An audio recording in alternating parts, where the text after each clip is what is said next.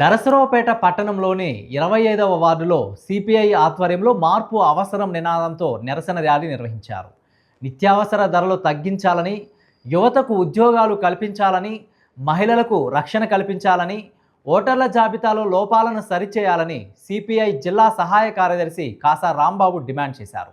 ప్రజా సమస్యల పరిష్కారంలో ప్రభుత్వాలు చిత్తశుద్ధితో వ్యవహరించాలని కోరారు.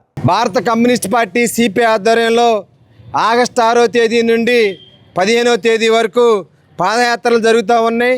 ప్రధానంగా ఈరోజు 25వ వార్డు లెనిన్ నగర్లో ఈ పాదయాత్రల్ని చేపట్టడం జరిగింది.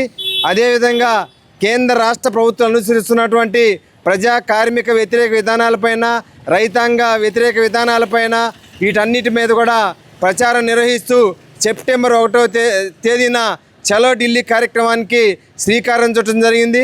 అందరూ కూడా చలో ఢిల్లీ రావాలని చెప్పి ఈ సందర్భంగా పిలుపునిస్తూ ఉన్నాం. భారత కమ్యూనిస్ట్ పార్టీ సిపిఐ దేశవ్యాప్తంగా కూడా మరి మోడీ ప్రభుత్వం అవలంబిస్తున్నామంటే ప్రజా, విద్యార్థి, యువజన, రైతు, కార్మిక వ్యతిరేక పాలనకు వ్యతిరేకంగా పాదయాత్ర చేస్తూ ప్రజల్ని, విద్యార్థులని, యువకుల్ని చైతన్యవంతం కోసం ఇది చేస్తూ ఉన్నాం. ఇవాళ మోడీ ప్రభుత్వం అధికారం రాకముందు ఈ దేశంలో నిరుద్యోగులందరూ కూడా సంవత్సరానికి 2 కోట్ల ఉద్యోగాలు ఇస్తామని చెప్పడం జరిగింది. అధికారంలోకి వచ్చి సుమారుగా 12 సంవత్సరాలు అయినా కూడా మీరు ఎన్ని ఉద్యోగాలు ఇచ్చారని చెప్పి కూడా మోడీ ప్రభుత్వం మేము ప్రశ్నిస్తూ ఉన్నాం. మరోపక్క విద్యార్థులు తమ చదువులు పూర్తవుతూ ఉన్నాయి. ఉద్యోగాలు, ఉపాధి లేక నిరుద్యోగులు వ్యసనాలకి బానిస అవుతున్న పరిస్థితి చూస్తూ ఉన్నాం.